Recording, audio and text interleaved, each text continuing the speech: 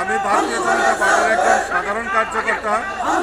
আমাকে এত বড় দায়িত্ব দিয়েছে, আমি তার জন্য আমার দেশের যশস্বী প্রধানমন্ত্রী নরেন্দ্র মোদীজি এবং আমাদের রাষ্ট্রীয় সভাপতি আদরণীয় জেপি নাড্ডাজি এবং আমাদের অমিত ভাই শাহজিকে বিশেষ করে ধন্যবাদ দিতে চাই যে আমাকে এই সাধারণ কার্যকর্তা আমাকে আজকে এত বড় জায়গায় বড় পরিসরে কাজার সুযোগ করে দিয়েছে।